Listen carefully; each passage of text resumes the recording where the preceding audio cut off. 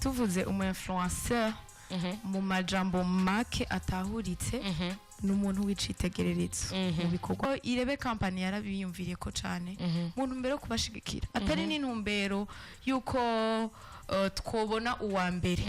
ego ni higano mugabo hani ntidukeneye kubona uwa mbere uwa kabiri uwa nyuma ngo hama ngo dutanga ubwo bushimwe sico dushaka gushikako ni inzira imwe mu kubashigikira. Irebe company ntiyari gushobora guha ubushimwe aba influenceurs bose bo mu Burundi. Mugabo liste y'abantu mwatubwiye kiriya gihe ariko uko imisi yagiye iragenda hariho abantu twumvise kigiye muri conference ubu nitwo tutariko turabona mu maliste mbega uba harabaye akahe kabazo kugira ajya amazina nidushiye kuyabona gushika ino saha. Merci. Ni kubera iki amatora yashowe guhagarikwa mu gihe yari akiriko araba n'abantu bari bakiriko baratora habaye ingorane iyahe mbega iyo ngorane ngiye kumara ikiringo kingana gute? Ikintu ca mbere no menyesha umuntu wese ariko aratwumviriza ihiganwa ntiryahagaze iracabandanya mugabo amatora yarahagaze. Nkuko mubivuze ku munsi w'ejo twarasohoye itangazo kugira ngo abantu batahure yuko natwe ubwacu na staff ya kino gikorwa itahura ko akabazo kabaye. Turafise abantu bagera kuri 23 aba influenceurs aribo turiko turakorana gushikino saha. Turafise Yusla Blessing, turafise witwa Homi Shamsa, turafise Kim Nana, turafise Raoul le comédien, Leos Samandari, hari witwa Segihembe, akabaho witwa Sexy Love, akabaho Selena Gomez, akabaho Isatiam, Andy Breezy, Mr Tubane, Bebe Gabriela, Delidris, Mona Warda Mokenzi, Yann Santana, Simbizo Ase Mavumba, Jado Nkurunziza, Angelo Butoyi, hariho n'uwitwa Fanny Lavine, Landry Promota, Gagara Kids. Iyi ni groupe y'abantu bashika kuri ndwi batamba.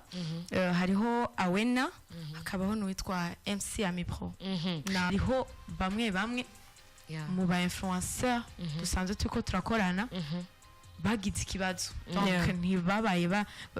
ntibabaye stable barabona ibintu ko bitariko biragenda neza. Nimba je ntowe n'abantu batanu turi kumwe duhagararanye nkaguma mbona amavote amanota ni yayandi nyene nta kintu kiriko kirahinduka hakabaho bamwe biguma bibandanya neza abandi bikanka.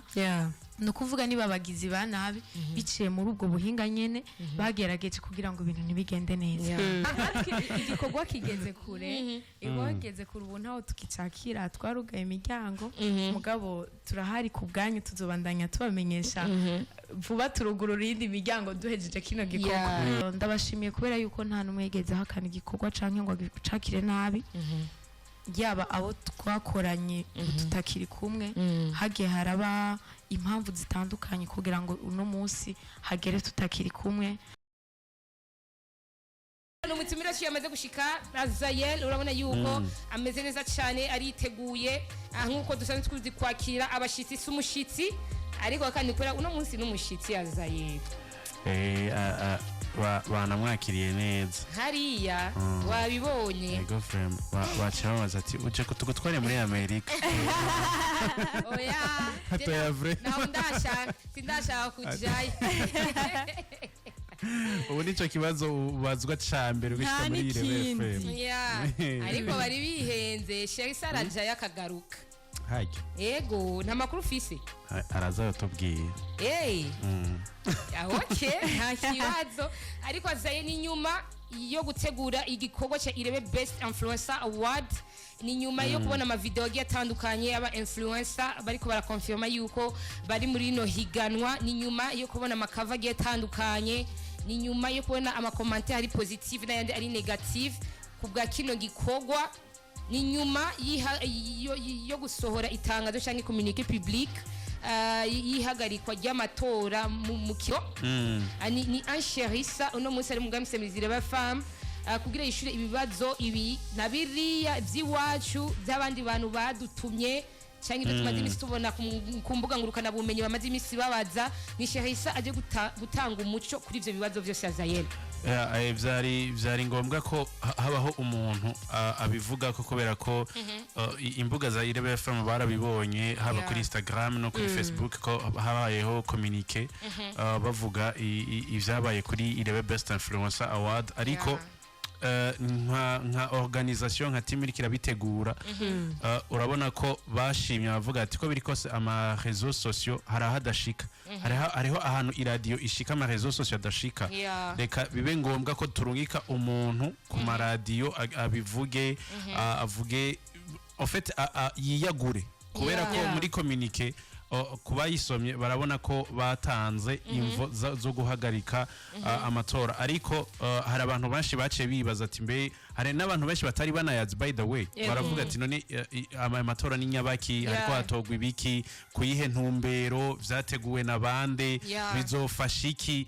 ivyo vyose baravuga ati rero fo yuko turungika umuntu agenda arabivuga ku maradiyo anahimiriza n'abantu gutahura impamvu kino gikorwa kiriko kiraba nuko bimeze abako badukurikirana umwanya n'uyu amasaha meranda umugani wa Nana Flavia ni Sherissa amaze gushika for the first time in our show, for the first time in the building, for the first time in the show, in the super level radio station, in the super level mana yanjye nagira kreya kandi yazanye shirako in the VIP radio station, the fresh show with the fresh journalist mkiganira ingabirano yanje ni Sherissa yamaze gushika atumwakira uku unye aya turagabanya n'ijwi ya Zayele afise n'ijwi by the way rinini avuga yambu cyane oya ararisohora nyine ukaryumva ararisohora mwakire wumva siyambura nanje kuruda wakira reka tumwakira for the first time ngo natagenda ndabibabwiye ni Sherissa amugamise muri Irebe FM aje gutanga umuco ku gikorwa kiriko kirategurwa na Irebe company iri kubona Irebe FM ico naco sikindi ni Irebe Best Influencer Award atsumuha ikaze mu bwami bw'isamirizi Irebe FM ikaze cyane Sherissa murakoze cyane turabaramukije nanje ndabaramukije meze neza turakomeye vraiment je meze neza sindi nk'abagenzi banje twe ni bon hariyo bamwe ngo barakanye nanke hariyo bavuye mu ijenda nimo tuvuge ndaramukije cyane abantu bariko baratwumviriza abakunzi ba Irebe FM nari ndabakumbuye cyane twari haheze iminsi ntazi Nana haheze iminsi ngana gute waheruka antukari haheze iminsi yaraheze naheruka ngaho mu kwa kane muri Afril mezi atandatu yose ndagiye kugaruka kandi for the second time ariko Sherissa abariko badukurikirana muri uno mwanya twavuze ati ni Sherissa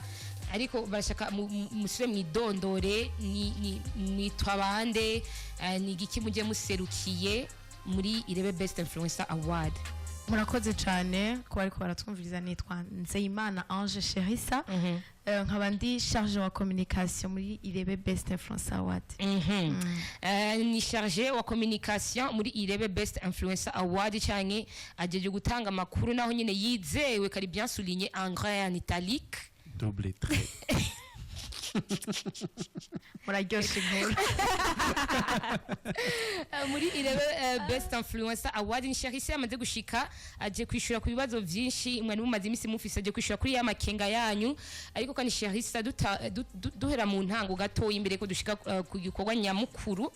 haje anye iyo bavuze Irebe Best Influencer Award bariko baradukurikirana muri no mwanya batahura iki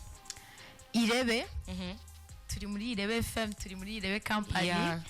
Best Influencer nukuvuga numu influencer mwiza hama award naho nagashimwe tubivuga uko nyene donc mu ncamake iri ni izina ryatowe ku bwino competition yego cyane kuko badukurikirana muri no mwanya Sherissa basho kuba batumva iryo jambo influencer cyangwa influencer cyangwa influencer basho kudusigura amajambo make cyangwa menshi bivanye n'ingene uza kubisigura iyo umuntu avuze influencer cyangwa umu influencer atahura iki tuvuze umu influencer mu majambo make atahuritse n'umuntu wicitegererezo mu bikorwa akora rero umu influencer no bivuga yuko ari umuntu w'icitegererezo mu bikorwa akora kandi ivyo bikorwa ni ukuvuga bibera icitegererezo nyene abandi Yeah. ego kandi umuntu afise abantu nyene bamukurikirana abo bantu nyene aribo aca abera icitegererezo nico no bisigura ni competition iriko irategurwa iracari en cours ni rya mbere ni ku nshuro ya mbere mu Burundi ariko turashaka kumenya neza na neza iciyumviro cavutse ryari kuyihe ntumbero kino gikorwa cyangwa ino competition ije ifise iri tandukaniro bwanje n'andi ma competition amaze kuba ngaha mu gice cy'u Burundi. Murakoze cyane biraryoshe gutangurira kwishura ku kibazo cyanyu ino competition ni ya mbere ni ku nshuro ya mbere ibaye hano mu gihugu cyacu Burundi competition y'aba influencer ubundi tumenyereye ama competition y'abaririmbyi ugasanga bari hamwe n'aba journaliste n'aba chafsi aba vuge gute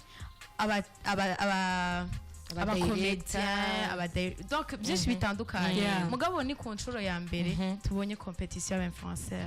iryo ni ryo tandukaniro rya mbere usibye ko hariho byinshi hariho n'amashirahamwe menshi ategura ama evenement ariko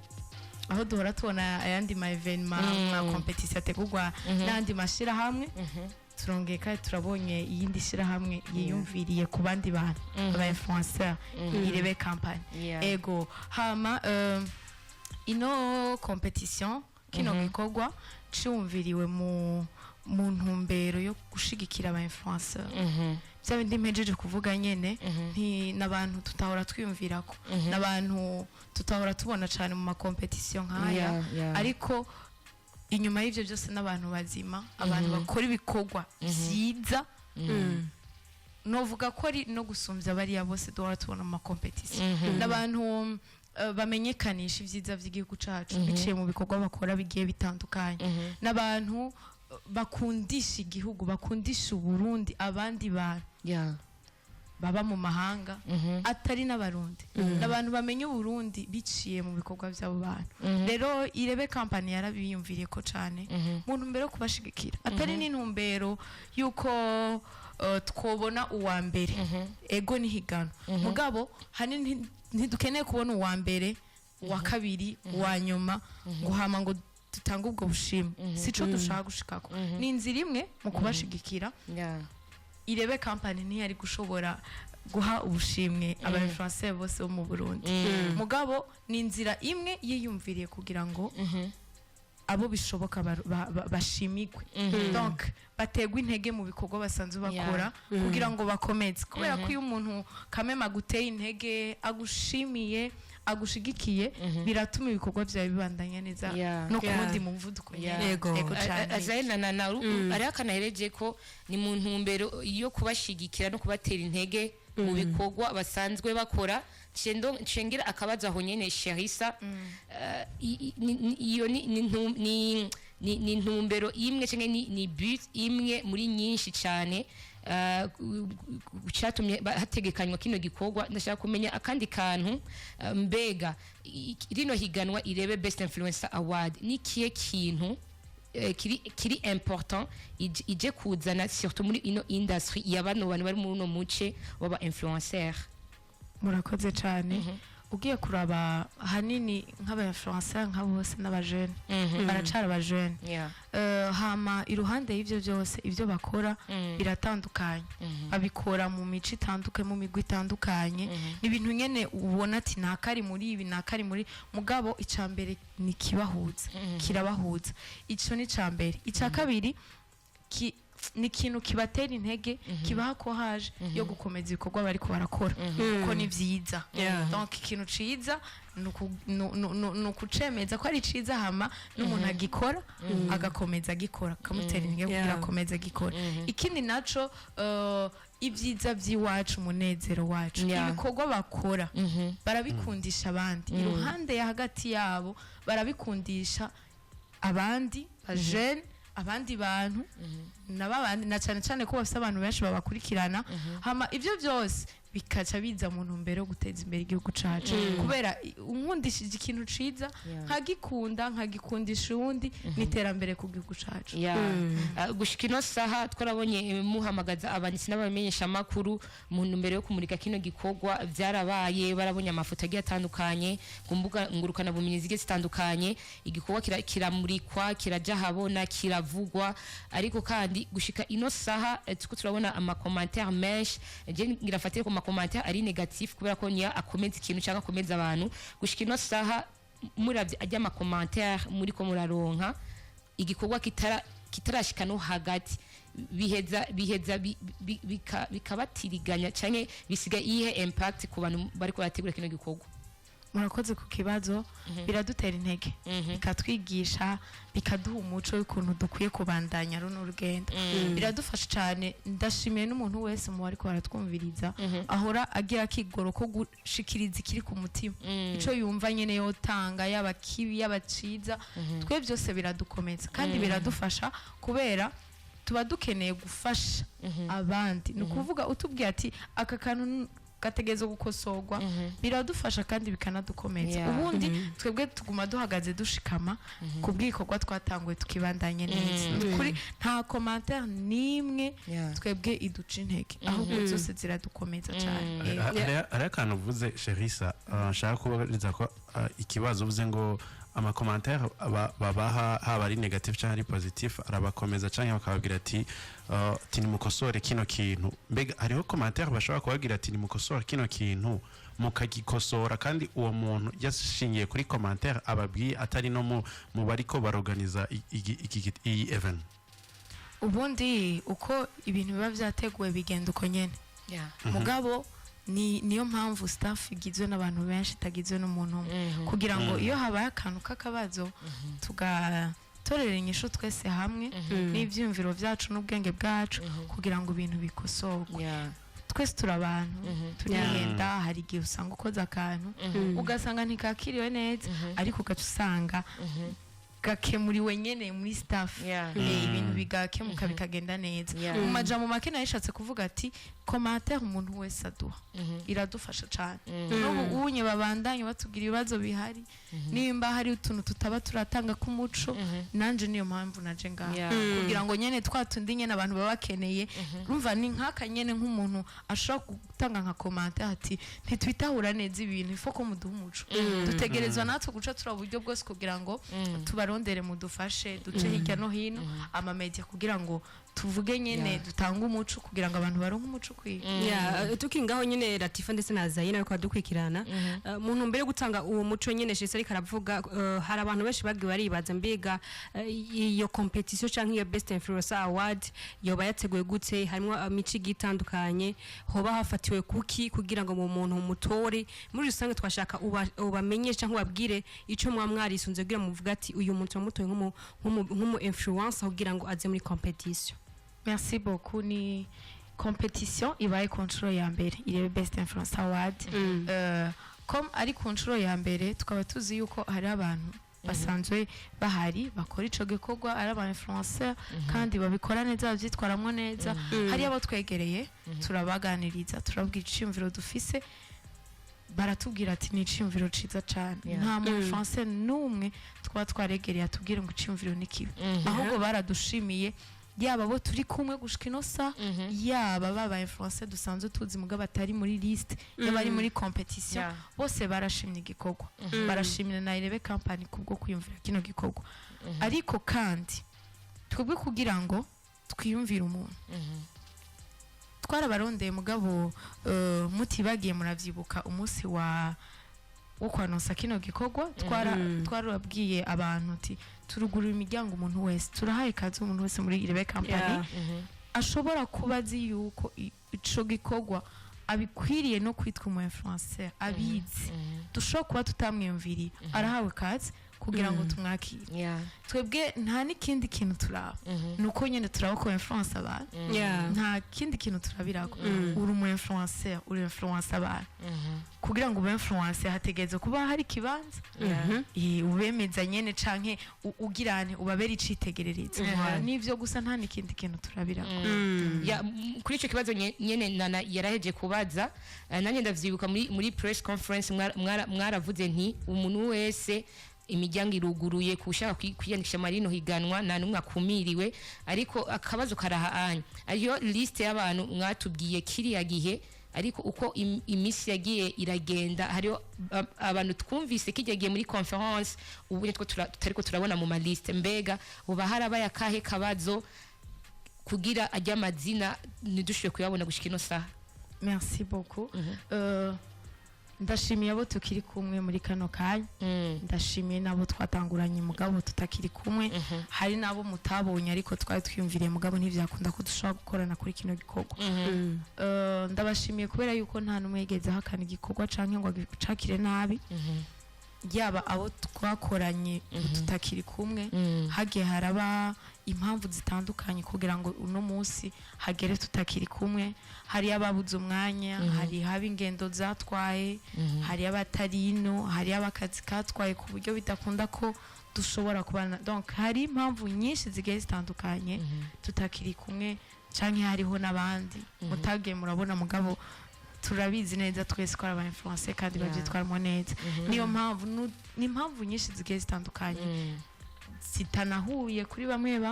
mugabo ari ibintu vyumvikana ariko comme ni première édition hazobaho n'andi ma édition tuzobana n'ikindi kintu yari karavuga ikintu cyama edition Azayel ni ku nshuro ya mbere mu Burundi ni ku nshuro ya mbere muri Irebe company bateguye kino gikorwa turakunze kubona mu yandi ma competition habaho gutandukanya amakategori mbega kuri muri Irebe best influencer mwashoboye kwiyumvira ku kintu cyo gutandukanya amakategori kuko par exemple nka Mona n'umuririmbyi turafise ba Giti bari muri environnement turafise n'abandi bari mu iki ba Jado bari en fait ni mice igitandukanye ariko uravye muri Irebe ingene bitunganijwe ari ukuntu mwabashize hamwe mbega muba mwariyumviriye ku kintu cyo kubashira amakategori agiye atandukanye nkuko dusanzwe tubona ku yandi ma competition amaze kuba ngaha mu Burundi. Murakoze twebwe competition yacu yitwa Irebe Best Influencer Award abo bose nubwo bari ibikorwa byabo bitandukanye bose bitwa izina rimwe n'aba influencer rero muri ya ntumbero nyene byose biguma bigaruka handi nyene nukubashira hamwe ni bamwe nyene ni bamwe ibikorwa bakora biratandukanye mugabo intumbero babikorana nimwe kugira ngo babere icitegereza abandi hama ico citegerezo babereye abandi babandanye bahayanisha ibyiza by'igihugu cacu ego cyane rero best Irebe company yacyumvira ico cyumviro kugira ngo ibashire hamwe kumire ntibashire ntibatandukanye ahubwo igikorwa ni cabo nyene babe hamwe nubwo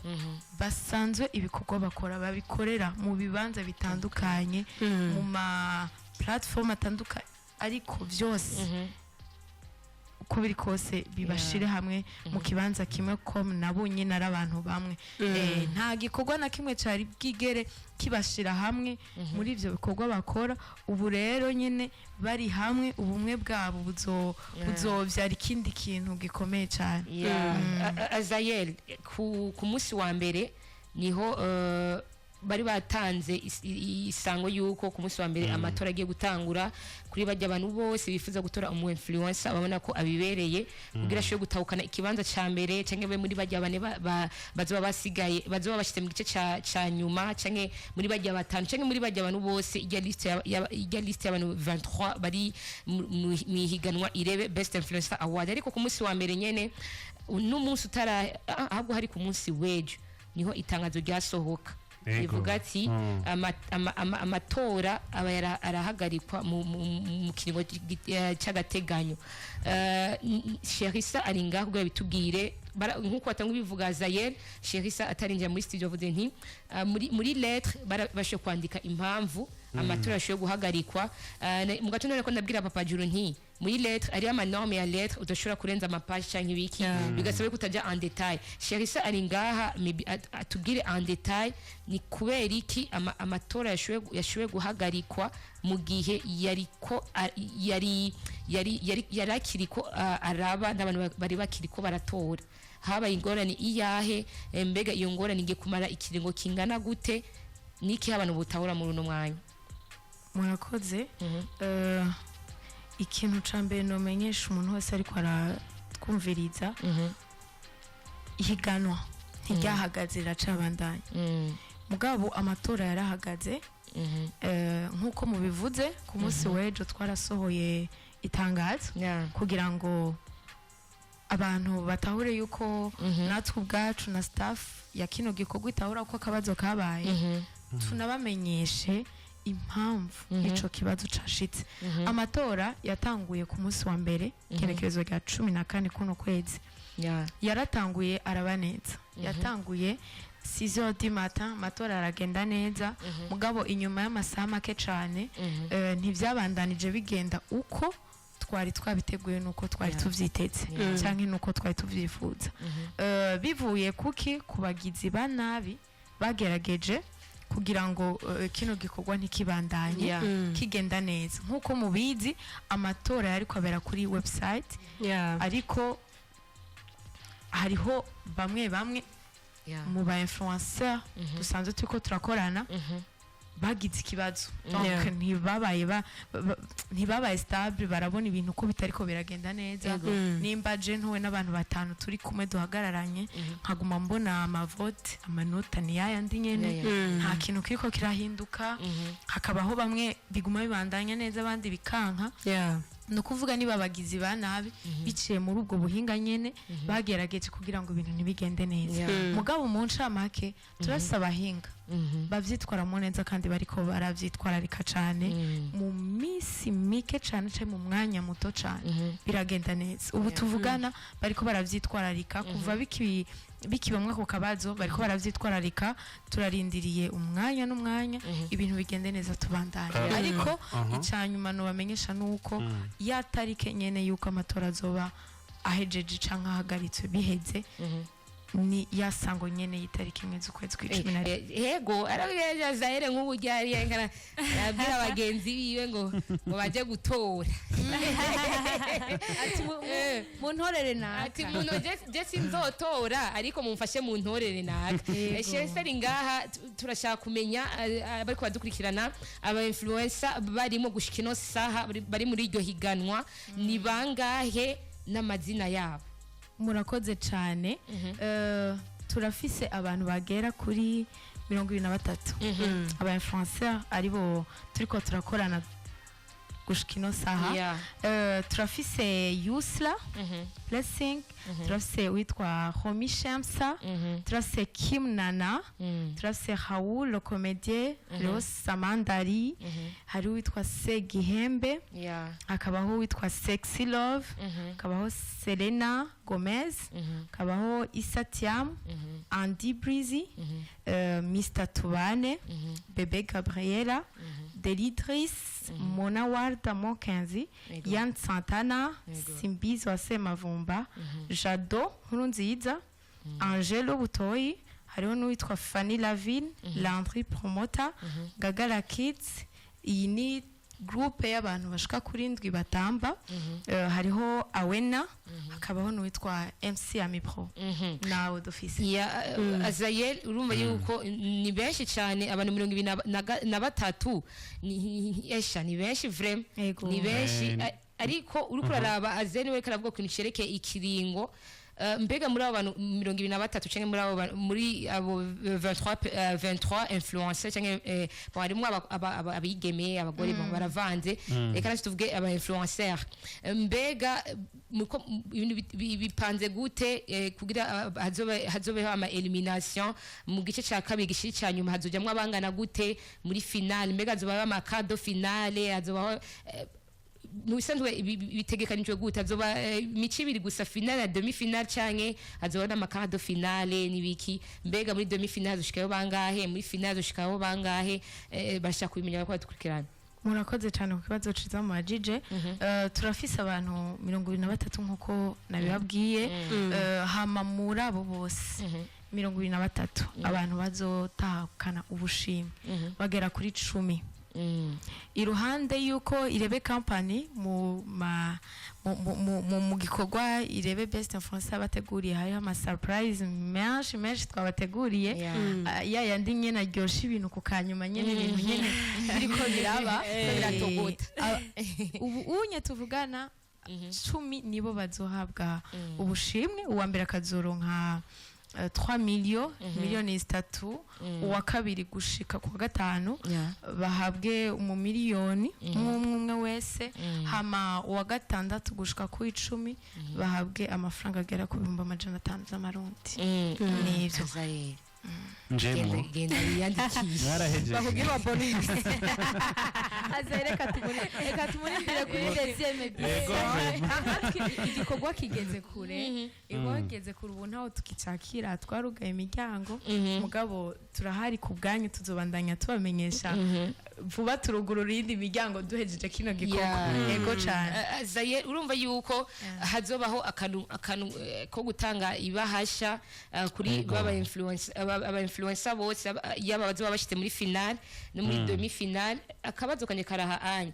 iyo umuntu aguhaye ibahasha biragoye yuko usohoka kwibarabara ukumva ati ebana mere wawe kweri ari mu bitaro bakeneza miliyoni 3 nyene za miliyoni 3 ntacu usigaranye cyo kuvuga ati nzokurekana n'abantu banje cyangwa ngende ku media ati none nzotwara envelope igaragara nzokureka abantu gute ko natahukanye kibanza ca mbere cyangwa gute ku bantu nzotwara envelope cyangwa hoba hariyo nka trophée izoba yubakitse nka dijya dukunze kubona mu yende ma competition cyangwa bizogarukira kuri rijya bahashanye irebe company dufitiye ama surprise menshi cyane kandi irebe company n'umuryango twese turavyemeza ugize ikibazo kameme ntushobora kureka kuronka ubufasha mu gihe wamaze kwinjira muri no famille ya irebe company rero bimaze gushika muri ico gihe twogufasha tukagushigikira ariko iruhande y'ingorane nivyo byose kameme kukuntu watowe waronse amanota menshi uratogwa uja mu kibanza ca mbere uburi umuntu adasanzwe uburi umwami kazi kuko watowe gusumba abo bose 23 n'abantu benshi cyane rero urinze bo mu kibanza ca mbere cya cya kabiri ukaruta abo bose nuko nyene ukwiriye nibiruta icari cyo cose yaba certificat yaba ibiki ibintu byose mwebwe gusa murindira uriya musugere wa final tuzobona ibirori n'ama surprise menshi cyane yego ibiruta ibyo turiko turavuga ngaha bizohabwa kuba bikwiriye nyene agahinda kari inyuma Zaye ya suti igezehe aracayiraba Mika Fashion iri kirakorego nuko bimeze tukubona Ancherissa Nzeyimana mkiganira ngeberano yanje turacyako turamubaza ibibazo ariko namwebwe reka tuba murongo wa telefone 19 ubusa 75 kuri ya Petra bitaba y'abantu butumwa bugufi tuba turi kumwe namwe 5 kuri 5 100 kwa 150 kwa 50 ni 19 ubusa 95 ubusa 69 075 Zayen ni Cherissa atubwiye nti banangi ni murindire ya tariki geri imbere yuko iyo tariki gera muri conference de presse batubwiye ngo tuzogana turaba amasije bazogenda baravuga ko kugira turabe uzoba ariko ari umunyanyi ku wa telefone tubaze ko tumwitabe irebe fama low Aro chifa yeyo mambo vipi Dafi ndasubiye kubaramutsa ndabana mwiriwe turakuramukije natwe Romeo turi kubona umutumire arakumva ndakuramukije cyane ni sawa namwe ndashimye mpamvu ndashaka kubabaza none abantu bagerageje kubona nibyo mwateguye baramenyekanye rero barohanwa gute bo ndo baramenyekanye mwara bamenye murakoze cyane ku kibazo mubajije ni ikibazo cyabereye mu buhinga nk'uko amatora ariko abera kuri website nibyo nariko ndavuga abahinga bacu bariko baritwararika babirimwo bariko baragerageza kugira ngo ikibazo cabaye gikemugwe n'abagizi ba nabi ntibize bisubire gushika kugira ngo basubire kwihenda ngo bakorere bonone ibyo twateguye ego cyane murakoze tugiye kubisanya rero gende kuzakaza murakoze imana bayizagire namwe murakoze Asante sana yari Romeo kuva mu buterere abari kumwe natwe 5 atubane tubakira ku murongo wa telefone 39 ubusa 55 ni 69 075 075 ari ubutumwa bugufi abumaze gushika yanisavuga ati bitenana Latifa na Azaniga andamukiriza Sherissa amumeze neza akabazo mbega intumbero nyamukuru y'iryo higanwa ni iyihe kuba influencer mu bisata bitandukanye uwo kiru Imana y'isi n'ijuru byabibaza ikirundi kiragoye yabifatanije gusa ariko numvise umenga baza intumbero murakoze cyane ubutumwa bwari burebure ashobora kuba ari igiciro cy'ambere ego intumbero nari nabivuze intumbero kino bikorwa no gushigikira aba influencer mu guteza imbere igihugu cacu gukomeza ubumwe hagati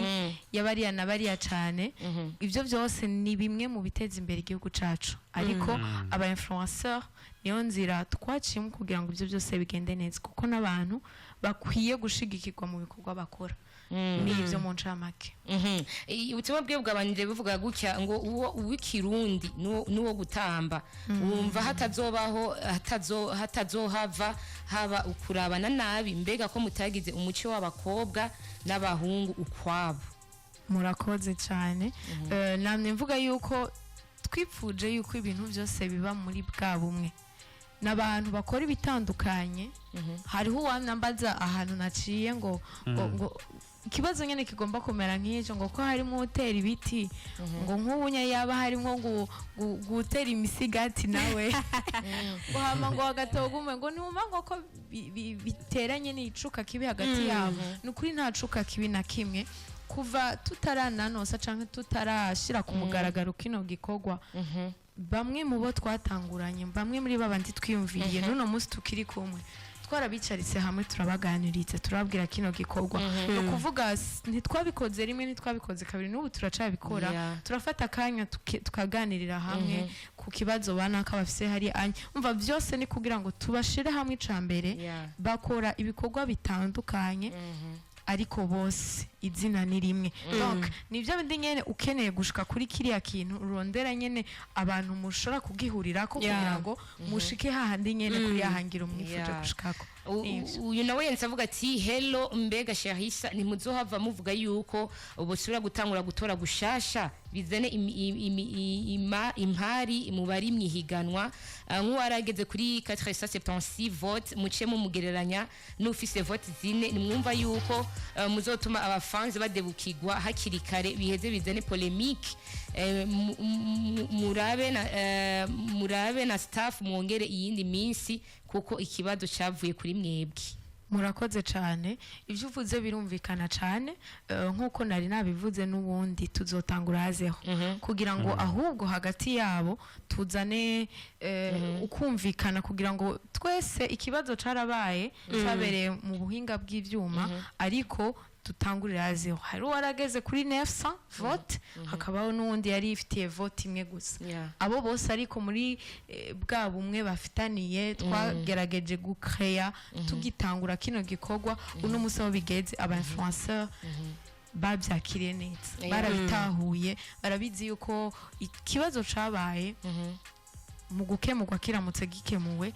dutegereza gutangura hazeho hama kucerekeye abafana natwe turiko turagerageza uburyo bwose tubatahuza ikibazo cabaye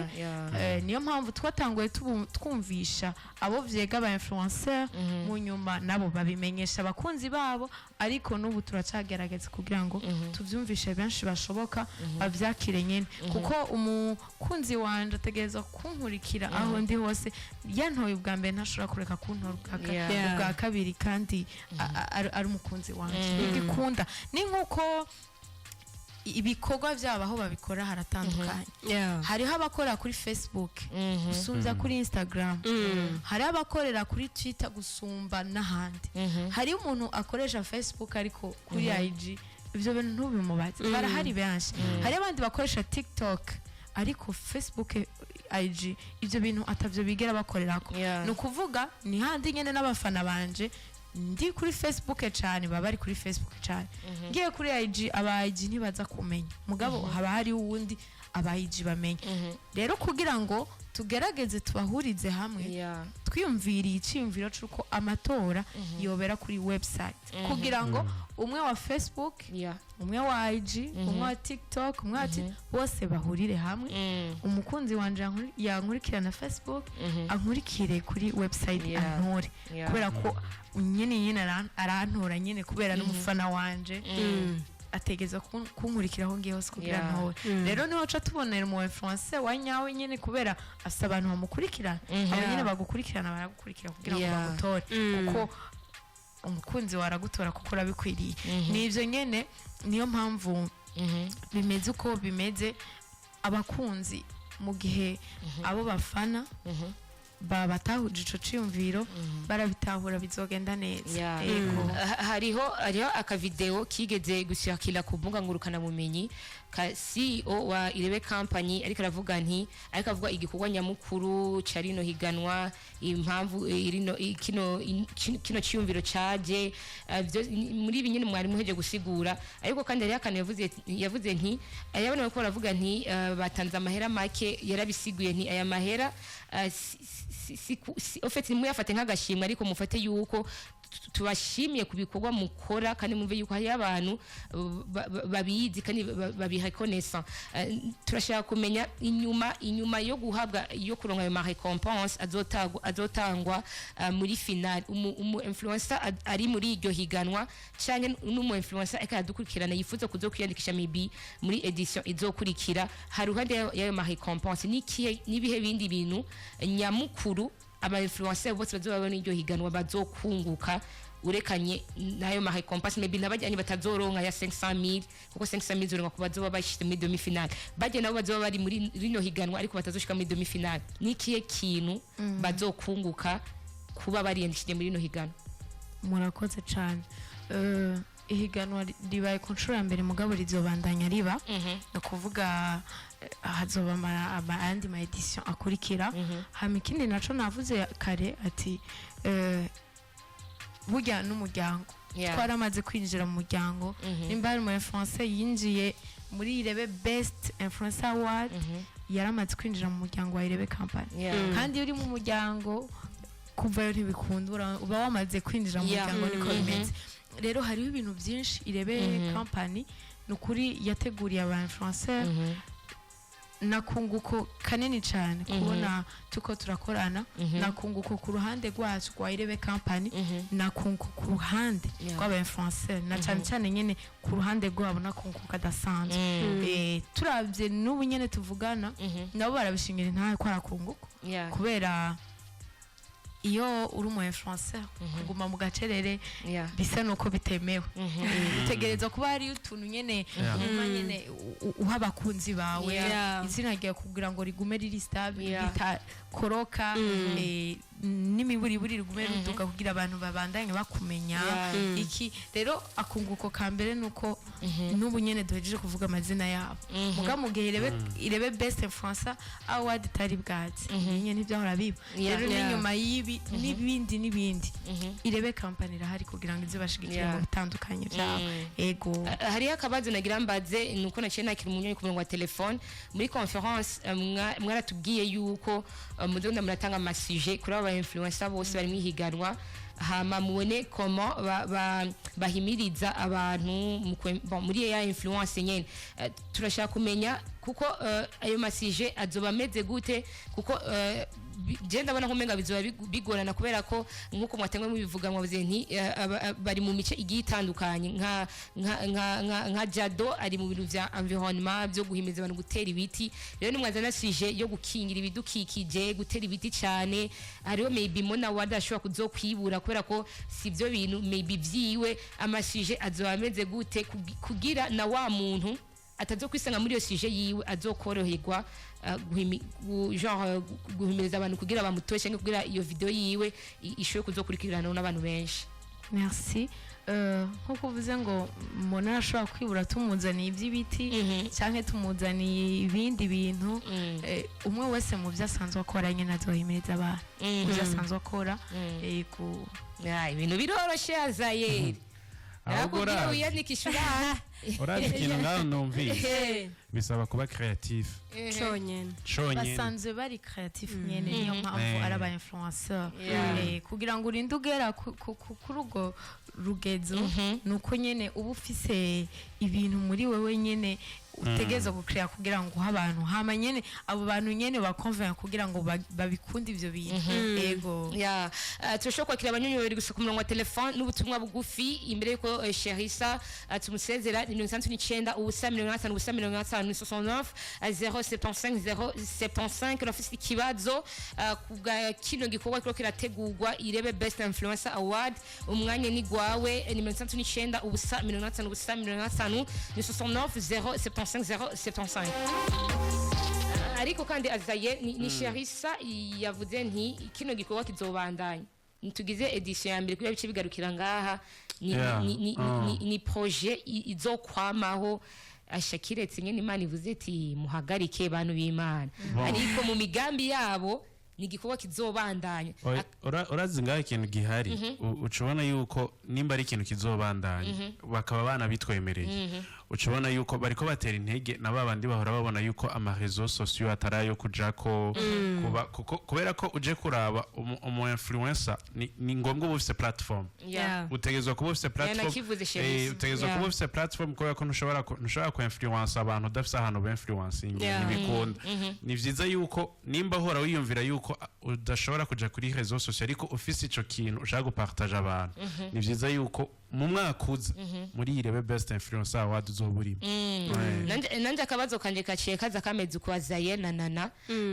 ni gikorwa kizoza kirabana siniko ari buri mwaka canke inyuma y'imyaka 2 canke 3, ngira muraza kubitubwira canke ngira muzo bitumenyesha. Turashaka kumenya imigambi yo muri kazoza ya kino gikorwa izo imeze gute canke ni gute mutegekanya kubandanya muryosha ino Irebe Best Influencer Award. Murakoze. Irebe company irafise ihangiro rinini cyane, irafise ahantu ishaka gushika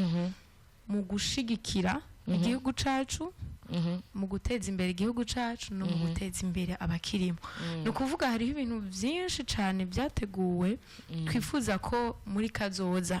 inyuma y'ivya mbere biheze navyo bikurikira. Turifuza ko Irebe Best Influencer Award iba competition ibandanya, na cyane cyane ko yo bandanya buri mwaka buri mwaka. Inyuma y'ivyo inagere kure gushika hahandi bitaba ibintu byo mu gihugu gusa, n'abari ku ruhande ababanyi nabo bashikirwa. Nuva Irebe company irafise ihangiro rinini cyane by'ukuri, twe turahari kugira ngo tubandaye tubamenyesha ibikorwa canke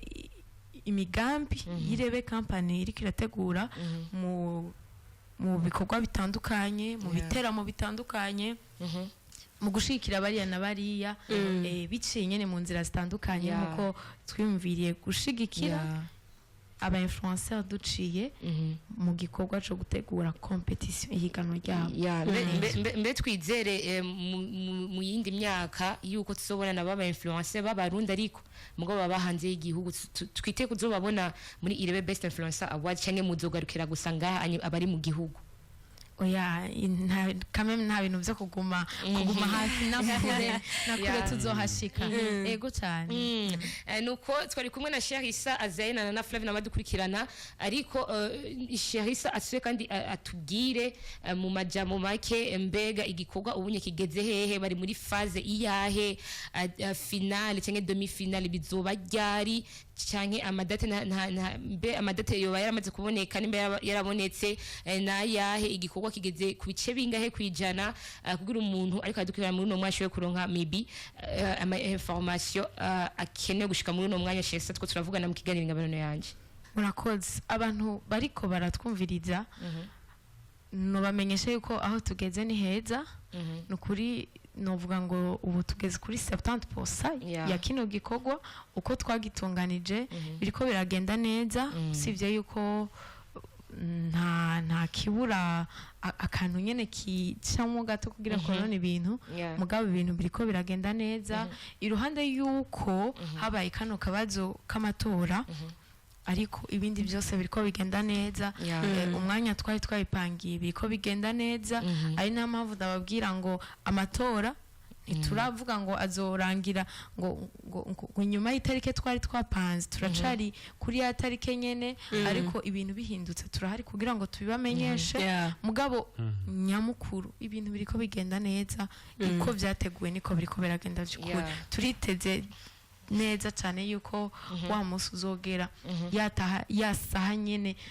na ya tarike twiyumvira y'igikorwa nyene kirangira final bizogenda kujya nyene azaye numva umenga afise akabazo kari bon ni kari personnel comme tel muga karafatanye na kino gikorwa numva umenga nobaza Sharissa naya madefi uri kurahura nayo nk'umushaje wa communication kugira kino gikorwa kizogire 6 ku ruhande rwanje nuvuga ngo mu bikorwa nk'ibi sanzwe nkora iyi niyo evenement ku ruhande rwanje taranduhisha kame nk'izindi cyane narahura n'udu challenge twinshi nk'izindi kubera yuko kandi ibyo byose ndabikesha staff turiko turakorana ndabikesha aba influenceurs turiko turakorana nimba guhera ku munsi wa mbere ndabavugisha twaraganira neza tukavugana ibintu bikaba ku mwanya nubwo bicamwo kagira utuntu twononekara usanga ari utuntu duto cyane ariko biriko biragenda neza kubwa turiko turakorana ku ruhande rwanje n'ukuri nta byinshi cyane ndabona hafi nka byose biriko bigenda neza kubera yuko mu gihe uri kurakorana na staff abantu muri ko murakorana n'abantu beza akazi basanzwe bakitwara ko neza biroroha cyane communication bigenda neza ikibazo ufise banaka barakikwishura mu muri ko murakorana muri staff icyo ushaka bagufashe barakigufasha iyo ibintu bimeze neza communication hagati yanyu hari n'ubumwe ibintu biragenda neza cyane hari udu challenge tumwe tutagenda neza kuko nk'ubu yaba bitagenda neza hariho n'ibibazo bimwe mwumbaza sinishure tukarinda guhamagara uwo mu buhinga ati cyane ngo gusigura ikibazo cyabaye ariko kubera communication imeze neza ndamenya ikibazo cyabaye kunuku bijeje tukaganira kambwira hama bikaca birangira neza ku buryo ibintu byose bibandanya bigenda neza kandi atari nguvu zanje gusa ari nabandi bagiye barabifasha Sharissa twagiranye ibihe byiza ariko azenana ntiyogenda atagize akajambo watagize akajambo kanyuma atavuze akajambo kanyuma kumenya nico nikivugika bakita agasuni karugi ariko ugigwa ko unahanura kuri wa mu jeune yaspira maybe kuzoba umu influencer mu myaka iri imbere maybe ntiyakura canke arabirota arifuza kuzobibamwo uricana aba influencer benshi naba bari muri no higanwa rya Irebe Best Influencer Award urabazi muravugana uraza akamaro k'umu influencer nayo mpamvu kino gikorwa caje kubera ko marabonye akamaro kabo kino gikorwa cyo ku influencer abantu via ibintu bigiye bitandukanye kumuje ko twumviza muri no mwanya amashaka kumubwira ati nakaye kajamo mwo mubwira kanyuma ko kumuhanura cyangwa kumubwira importance ihari mu kino gikorwa cyo kuba umu influencer. Merci. Ndateye intego umuntu wese na cyane umujene kuko nyene bitanguriye hasi nivyo byiza gusumba bavuga ngo igiti kigorogwa kikiri gito ego umujene wese ifo kwagira kazoza ifo kwagira imigambi mu buzima bwiwe nimba akeneye gushika mu kazoza kiwe kagende neza gushika kuvyo yamne yifuza gushikako hari n'abariko baratwumviriza bishoboka yuko avuga ati ndashaka kuba mu kibanza ca Jado ndashaka kuba mu kibanza ca Shemsa ndashaka kumera nka Landry Promoter ndashaka kumera nka naka ntibikenewe kumera nkawe ahubwo wowe nyene banza urabe nyene ico ushaka nyene n'ico ushoboye nyene kuko umwe wese abafise ingabirano iri muri we iryangabirano yawe nyene rabukuntu muntu ugerageza uyivyure kuko ikintu kiri muri wewe utegerezwa kukimenya wewe nyene ubwawe Yeah. mbere yuko kimenyana nako urakimenya hama gihagurutse mu byo ushoboye wifuza ko muri kazoza kazoza wimuye français ushobora kuba ukiri ku ishure turafise umubebe yitwa Gabriela n'umuye française n'umuntu abantu bariko baramuraba bumva umengo barabiryoherewe barabikunze agira ama challenge y'indirimbo mugabo ndakunda indirimbo ndashaka gukunda indirimbo kubera Gabriela yego yagize challenge aracari muto rero n'abavyeyi nabonyene nukuri ndabahamagariye gufasha abana banyu mu migambi mubonamo umwana wawe ashoboye mushigikira kiri muto mufashe hama ku kabazo kabaye mu kurangiza ndihanganishije umuntu wese umufana wanaka umufana w'abaye français dufise muri no competition yacu nukuri mwihangane cyane kandi ndabakomeje ndabateye intege staff irahari kugira ngo ivyitwaremwo neza igerageze gukemura akabazo kabaye mutwihanganire cyane ariko turahari igihe cyose ikibazo gikemuwe tuzobabwira hama ibikorwa bibandanye hama kandi ndashimiye n'aba-influenceurs bashoboye gukomera muri bo kugira ngo bihangane kino gikorwa mu bikorwa byinshi tubakeneramo baratwitaba bikagenda neza nukuri ndabashimiye cyane shimirana Irebe Company yiyumvire gutegura kino gikorwa hamwe na staff yayo namwe ndabashimiye kubona twakoranye ariko sha natwe reka tugushimire ngo abanyuma bazoba ba mbere Sherissa natwe ahubwo nitwe twabashimira kuba mwitavye ubutumire kugira muze gutanga umuco kwa kino gikorwa kiriko kirategurwa kuko abantu bari bifuza kuronka umuco si uve kuri abantu bari hafi cyane mu bantu bariko barategura rino higanwa twizeye ko n'ikindi gihe nitwifuza kuronka amakuru menshi dushikiriza bariko badukurikirana tuzobaronka mu mwanya mwiza ndahari cyane je ntaco muzomburana ndahari gose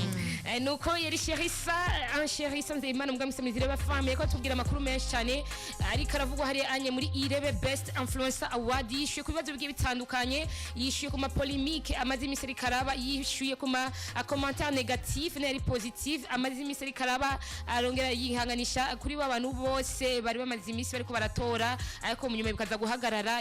yongera ari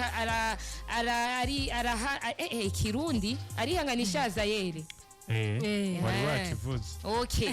aba influencer bose bari bamaze imisi babwira abakunzi babo babatore kuri website ya Irebe FM mvuba cyane Sherissa yavuze nti abahinga bariko barabikora kugira website isure kandi ikore amatora asure kandi abe kugihe ni byinshi cyane muzogenda muramenya bishenga anye mukiganiro ingabirano yanje Sherissa sijya mbere kandi sinijya nyuma nikini gihe muzokumva tumwakura ku murongo wa telefone cyangwa tumutumira mu kiganiro cyo ingabirano yanje aze tubwire byinshi aha amatora ageze faze bageze ko yari Sherissa yaratanga umuco exclusive news na wa show